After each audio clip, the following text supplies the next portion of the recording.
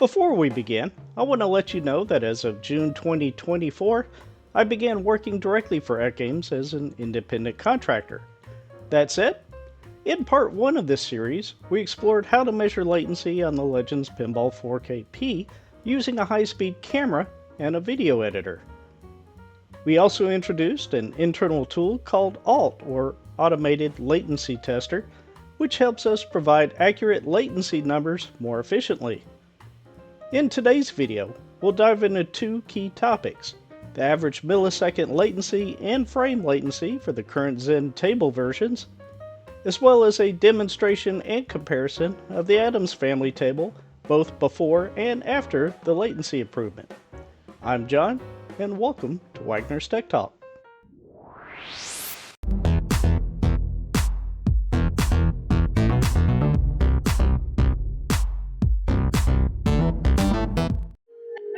The initial task was preparing everything to test the current latency values from the Adams family table, that is, the flipper latency, before any improvements had been made. As a refresher from part 1 of this series, the flipper is wired directly to the right solenoid board. Every time I press the flipper button, the green LED on this custom board will turn off and is detected by our internal automated latency testing tool, or ALT. From here, I'll launch the Adams family and adjust the volume to 70%, position the camera over the right flipper, and take 30 measurements.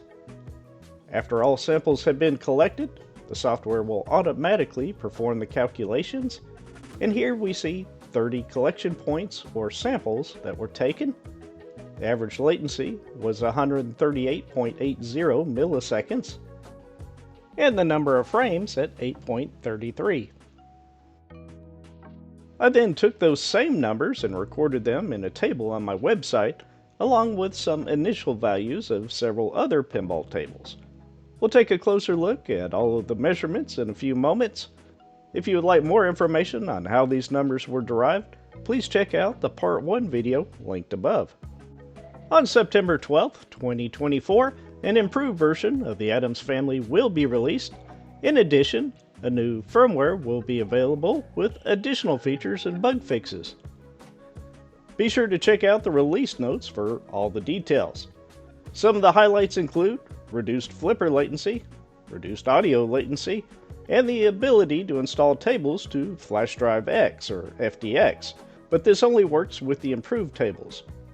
As of this video, the improvements are exclusive to the Adams family and the new Universal Classics pack, which will be available on the same day.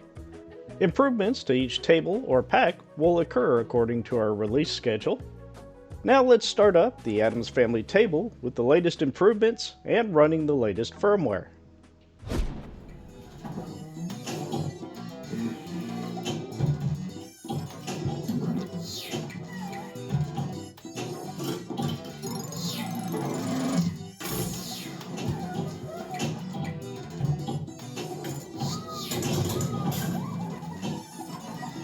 The flippers are noticeably more responsive than in previous versions, making the gameplay much more enjoyable.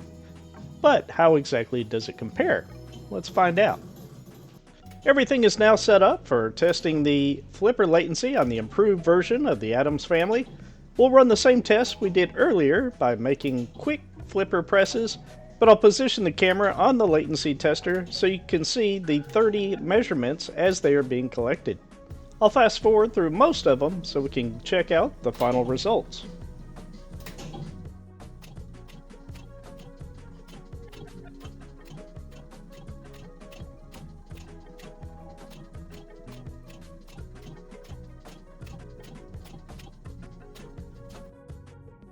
Pressing Q on the UI makes the final calculations and writes them to the log.txt file and then exits the application. We took a total of 30 samples or collection points. The average flipper latency was 94.77 milliseconds, and with 5.68 frames of flipper latency. I'll take these numbers and apply them to the website, and we'll review not only the Adams family, but all existing Zen tables, as well as their values. But before we do that, Some have indicated that in order to improve the latency, the resolution for those tables would need to be lowered. In this side-by-side comparison, we have the before improvement gameplay on the left and the after improvement gameplay on the right. In fact, the resolutions are the same for both. We'll talk a little bit more about that in just a moment. Until all Zen Studio tables have received the same latency improvements, there is something I need to make you aware of. If you start up any improved table, then exit, start one that has not received the improvements, you will encounter micro-stuttering if you go back to the improved Zen table. Here's an example. The solution for now is to power up the machine and power it back on, then launch the table. Again, this is only temporary until all tables have been improved.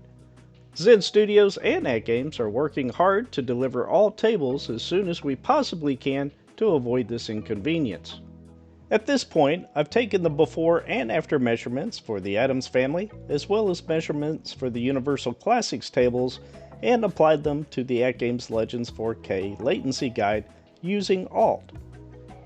I'll place a link down below so you can see all of the most recent numbers, which will be updated as those latency improvements become available for additional tables. From the table of contents, select the Zen Studios Test Results section. At the top of the table, you'll find the table name, table pack or pack link, the number of samples taken, the average milliseconds, both before and after the improvements, as well as the before and after measurements for the frame latency. An additional column provides the display resolution of the table as well, along with the date in which the table or pack was last updated. If you're not familiar with the table and want to take a quick look, you can click any of the bold links to play a 1-minute short video of the table. Clicking the link to the right allows you to purchase the table or pack. Now let's scroll down to the AtGames family. Here we see 30 samples were taken of the flipper. The latency before improvements averaged 138.80 milliseconds, and after the improvements, 94.77 milliseconds. That's a 32% improvement. In addition, the frame latency dropped from 8.32 to 5.68 frames. Of all the tables measured, the AtGames family had the highest latency, which likely won't come as any surprise. The resolution for the table is 2560 by 1440p, and the resolutions aren't the same for every table in the list. You'll definitely want to check out these numbers on the guide for yourself, as they will be changing often for new tables. Speaking of new tables, let's take a look at the Universal Classics. Back to the Future came in at 86.03 average milliseconds and 5.16 frames. E.T. at 85.47 average milliseconds and 5.13 frames. And Jaws at 88.67 average milliseconds and 5.32 frames.